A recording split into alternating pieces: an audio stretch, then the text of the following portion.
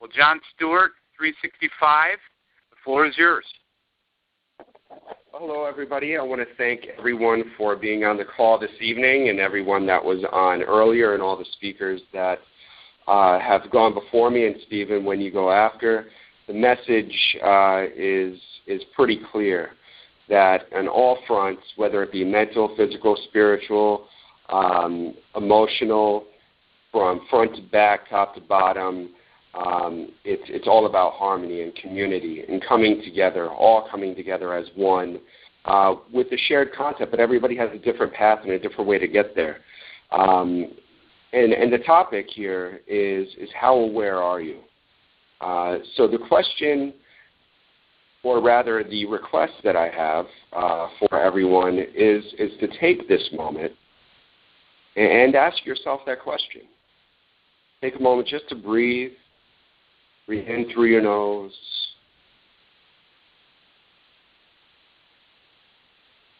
And exhale through your mouth. Really connecting through the breath, which is inspiration as it goes deep into your core.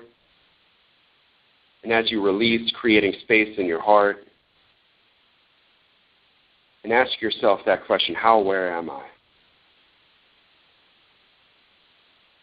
Now, your ego might have answered and said, oh, I'm aware. I got this.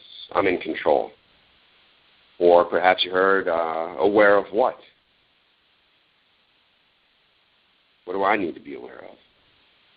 Or maybe I have no friggin' clue. Either way, let's connect back to that breath. And realize that what goes in also comes out. What goes up is down. We've heard a lot about the duality, the ins, the outs, the matter, the antimatter. So what are we to be aware of? Well, one thing that we can be aware of in talking about politics is that there's been a lot of talk about change. And that change may have been very well the one word that won the last election. Think about change, what happens. We have a physiological response that comes in, and you can feel it in your shoulders. You tell somebody to change, there is a physiological response that happens based upon hormones that are released into our system, and our makeup changes. Now, we've heard a lot of talk about shift and shifting. It's a gradual process, going from first to second to third to fourth. Sometimes we have to go into reverse. Sometimes we go into overdrive. Sometimes we pop it into turbo. And probably for a lot of people on here, we pop it into hyperspace. And the shift is happening. One of the best decals that I've seen is shift happens. One thing that I want to say is that when we look at the word transform, look at the word, it's going beyond form, going beyond the physical, going beyond what we see, what we feel, what is tangible, and going deep within and feeling it, connecting with the energy. And as Leah was saying before, that we're living in an energetic universe and everything is a vibration. The world is sound, the world is vibration. And how can we coexist in the world that we live in together? How can we all come together? And if we understand that everything is vibration in music, and the laws of harmony, there is the peak and there is the trough. And what it's all about really is it's not living within the extremes of being too much in our headspace or being too grounded not to make any movement and being caught on the hamster wheel of life, doing the same thing over and over, expecting different results. As you know, that's the definition of an insanity, and this world seems to be a rather insane place at times. So coexistence, what does that mean? What is it to coexist, and is that enough? Existence seems to be like life's flat line. We just exist. But when we speak of harmony and oneness, how can we expand on that? How can we amplify that? Let that sit for a minute. What are the solutions? What's the best? What is the best path to take? Who knows? There's a lot of teachers. There's a lot of mystics. There's a lot of people on this call. We all have an idea. Each one of us has our own path. There's 360 degrees from the center, but there's also 360 degrees also back into that center.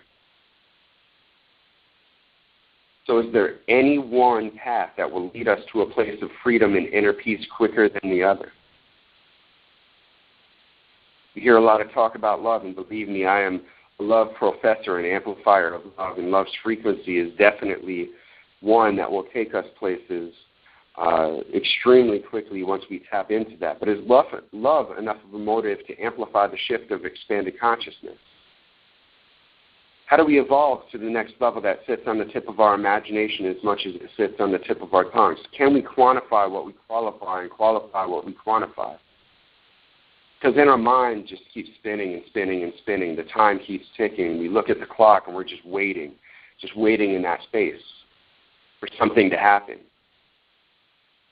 In theory, if we took time out of the equation, we would experience the infinite. When? Now.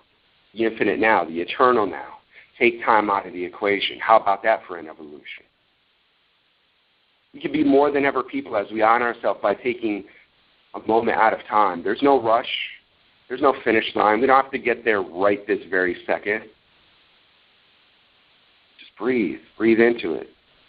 Reclaim your personal power without ego. Honor your actions. Get deep within yourself. Understand your body. Understand your energy. Understand how you affect the whole. Take accountability and responsibility for yourself with an awareness of the whole. Create that connection, bridge the gap between the physical and the divine.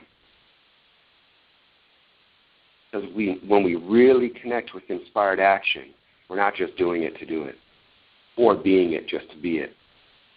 We're being in it. So do it with you in it. Connect, breathe, allow yourself to be moved. Feel the flow, feel the energy. Get into the vibration. Feel the rhythm.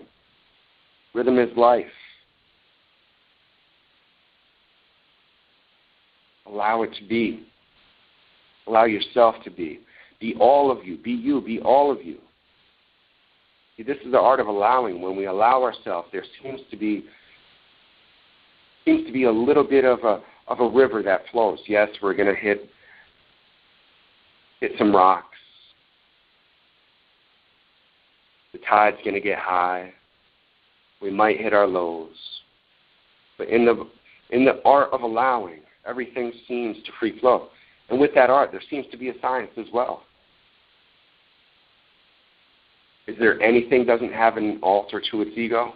Being conscious of our awareness and aware of our consciousness, where being and doing coexist, but not just coexist. They live in harmony, where action and inaction flow like waves against the shore under the sun. Harmony. Nature is a perfect example of harmony. It's balance and action. Action and inaction. Breathing.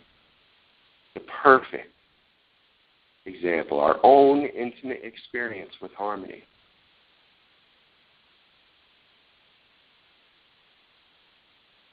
When was the last time that you connect with your breath? During this call, have you been aware of your breath? I can speak for myself and say that I haven't been connected through this entire call, except for when I've called myself out on it. And that happens to be the paradox of enlightenment. How aware are we? Being conscious of the subconscious, being consciously aware of the subconscious. So when our subconscious and our conscious minds connect in harmony and engage in that flow, that's when things start to shift. That's when things start to transform.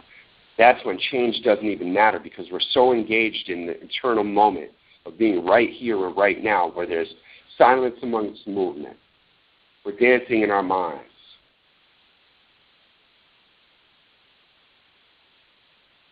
So is our understanding of how awareness is the path that leads us to experience our conscious in the moment? that moment could be this moment. That moment is this moment.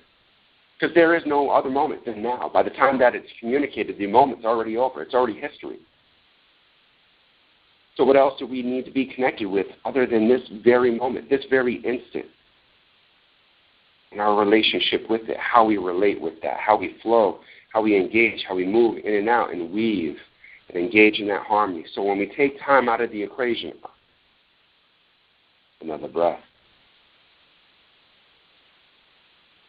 Slow down. Connect with yourself.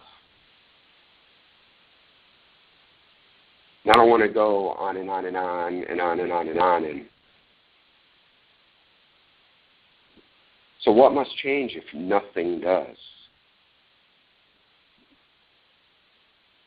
This is what's made, this right here, this call, everybody that's on here, everybody that's connected to this, everybody came on because they had a connection to this awareness. They had a connection, a higher link, an uplink to the download of what is going on in this world at this very moment. This is what makes, this right here is what makes the world go round. Evolution, revolution. The revolution of the evolution of revolution. So let's just keep in mind, be conscious that we don't allow our ego to affect that and act upon inspired action. Be one with the community, come together in unity, operate in harmony, being conscious of ourselves and how we affect the whole and how the whole affects us. And share our love with each other. And have respect for everybody's path, each degree that resonates and radiates and pervades and permeates. And allow yourself to be moved by everybody else as well. I want to thank everybody for sharing. I love you, Steve. Thank you very much for having me on tonight.